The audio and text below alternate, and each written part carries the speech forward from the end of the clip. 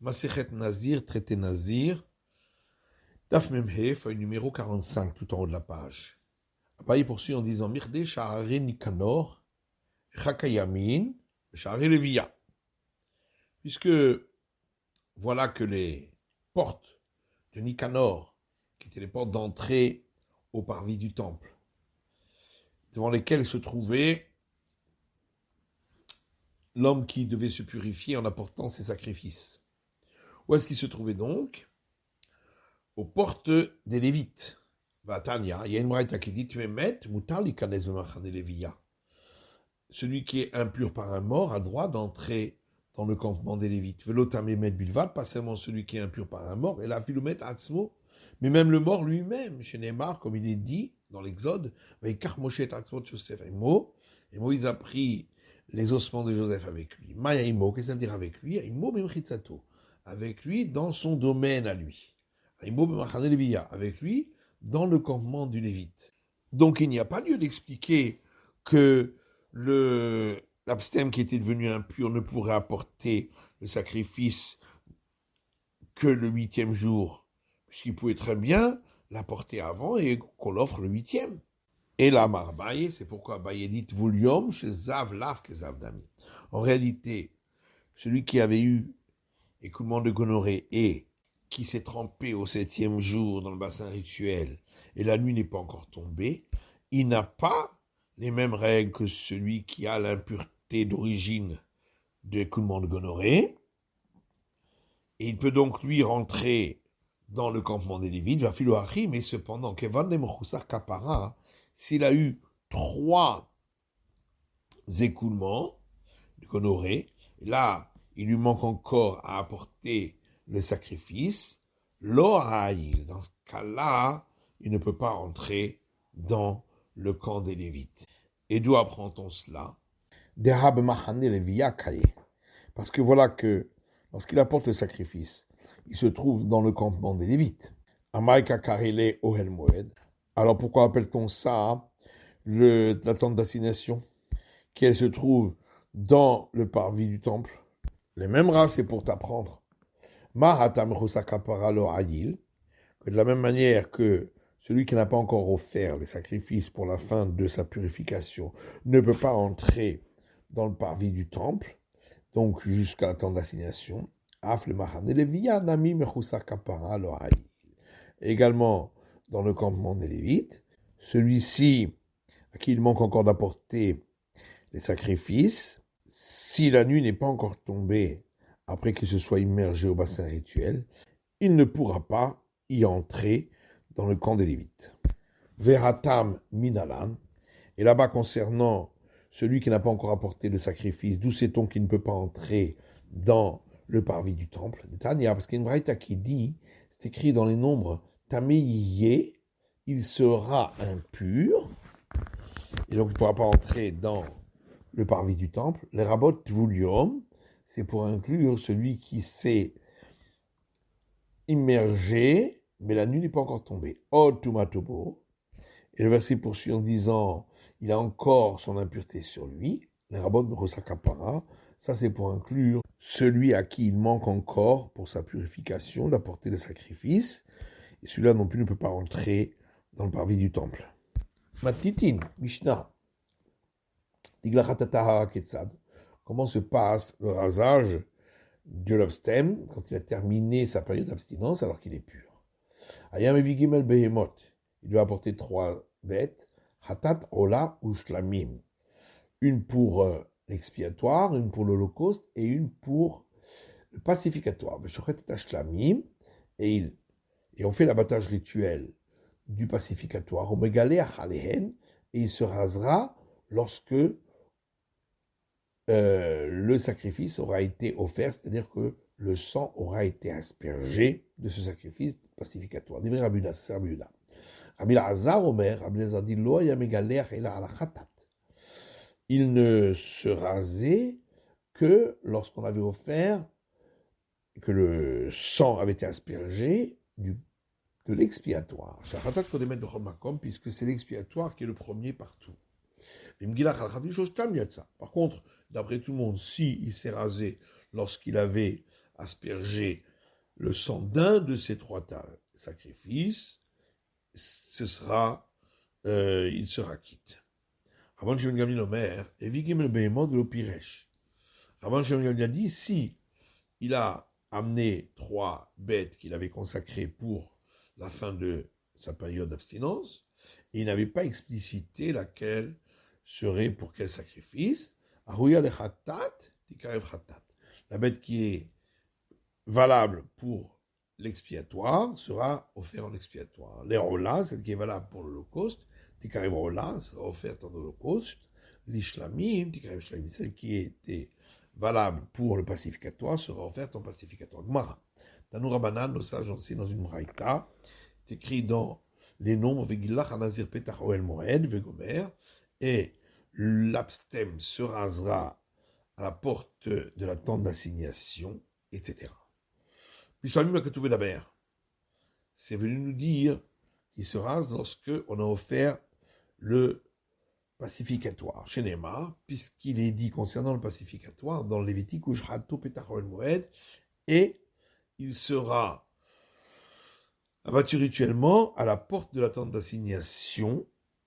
Donc on retrouve la même expression, la porte de la tente d'assignation, pour dire qu'il s'agit de ce sacrifice-là. Tu dis donc qu'il s'agit de pacificatoire. Ou bien peut-être le verset est venu nous dire qu'il doit vraiment se raser à la porte de la tente d'assignation. Martha, là-dessus on peut répondre que dans ce cas-là, ce serait un dénigrement de l'endroit, de se raser à cet endroit-là. C'est pourquoi forcément c'est venu pour nous apprendre autre chose que c'est lorsqu'il offre le pacificatoire. Rabbi Yoshia Omer, Rabbi Yoshia lui dit, et on n'a pas besoin d'utiliser un argument logique. Rien Torah. Voilà que la Torah a dit dans l'Exode. Tu ne monteras pas sur des marches pour aller sur mon autel. Kalvach Omer, les derbizayon. Si déjà il ne monte pas sur les marches, à plus forte raison qu'il ne peut pas dénigrer complètement l'endroit.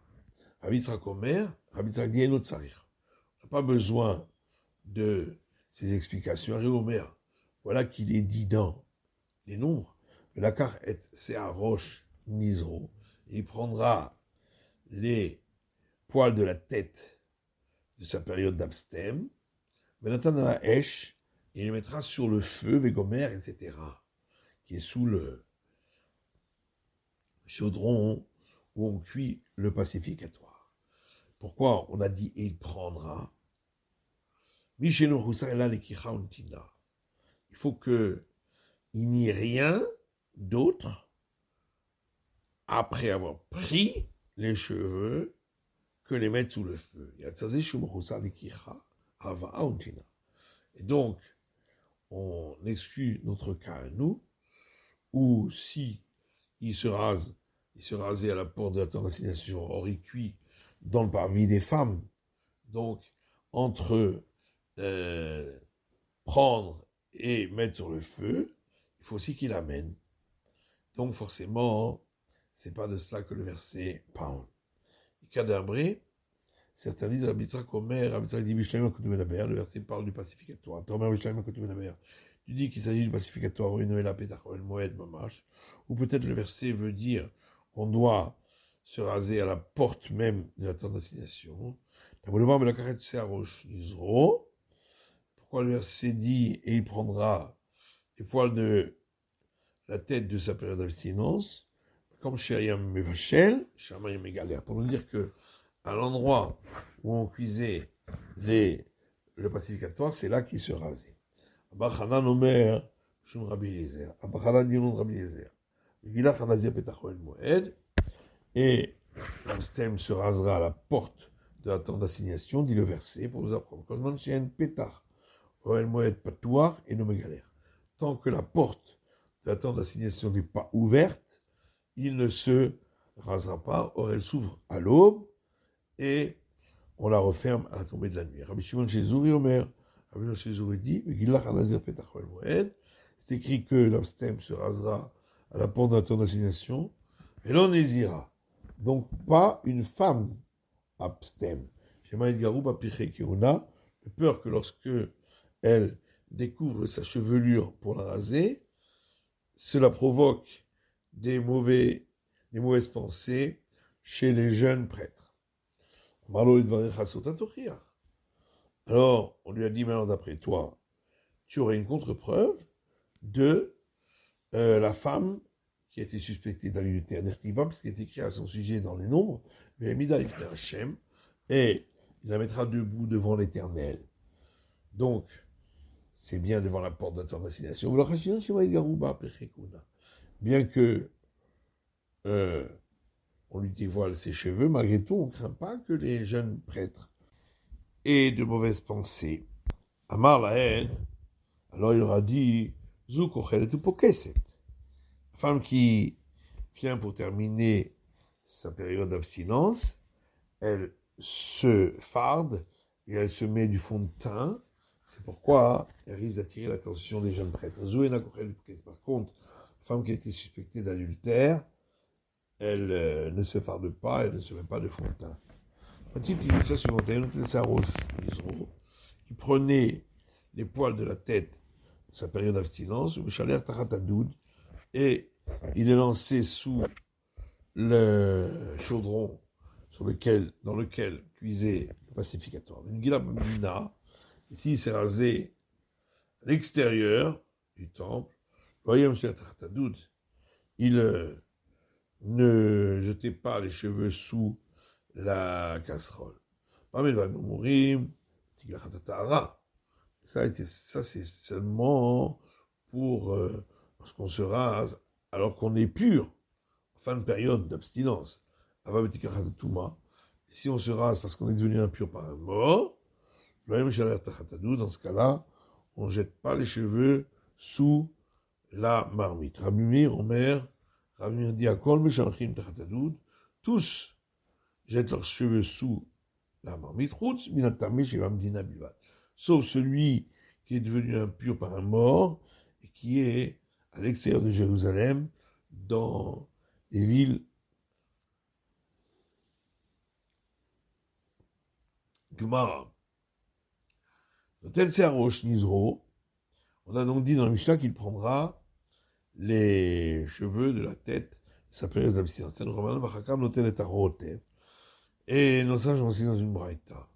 Et après cela, il prend du jus de cuisson du pacificateur. Venoten al searosh nidro, et il en met sur les poils de sa tête qui ont poussé pendant la période d'abstinence.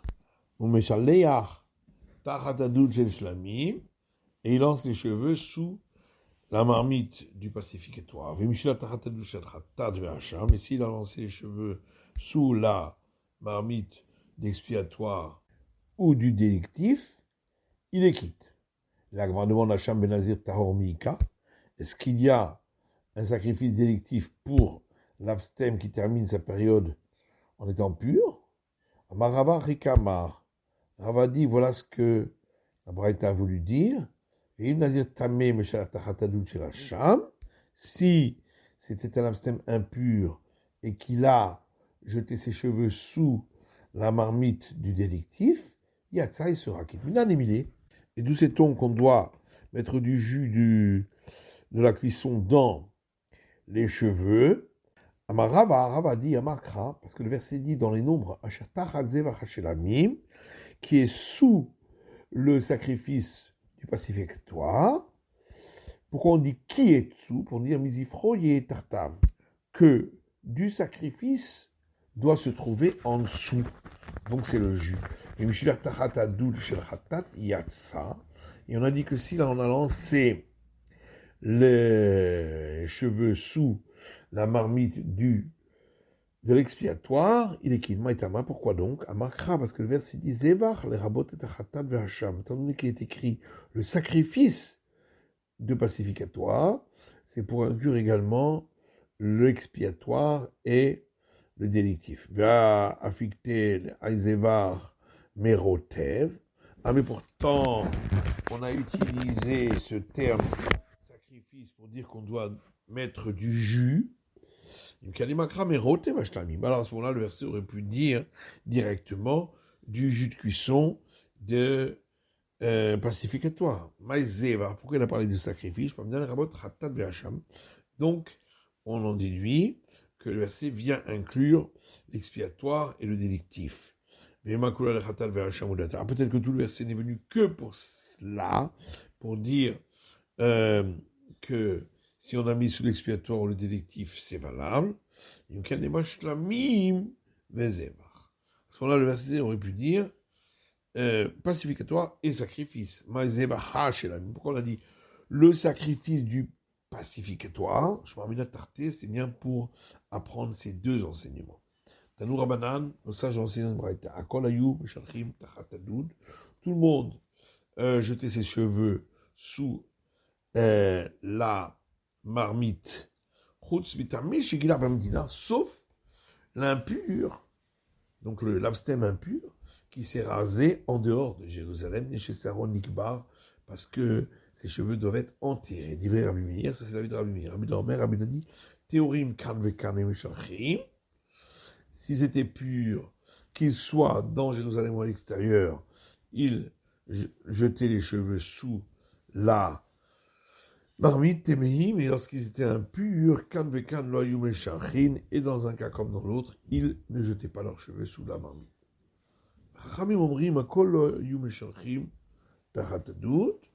Alors que les sages, eux, disent tous ne jetaient pas leurs cheveux sous la marmite, sauf l'abstème pur qui s'était rasé dans le sanctuaire.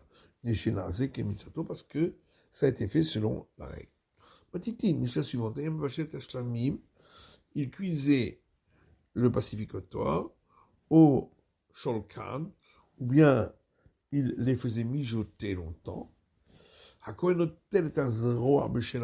Puis le pontife prenait de l'épaule cuite du beignet, et un pain de pain azim du panier, apporté par l'abstème, et une galette de pain azim, le notait dans le capé nazi et mettait sur les paumes de l'abstème. Au ménifan, il est balancé, et après cela, l'abstème aura le droit de boire du vin ou l'étamer les métimes et de se rendre impur par des morts. Rabbi Shimon Omer, Rabbi Shimon dit qu'Evan Shemizrak, alors, à partir du moment où on a aspergé un des sangs des bêtes qui étaient offerts en sacrifice, et que ce sacrifice, ou Taranazir du Shtot, l'absème aura le droit de boire du vin, ou l'étamer les métimes et de se rendre impur pour les morts. C'est la fin de l'étude du Daf Memre.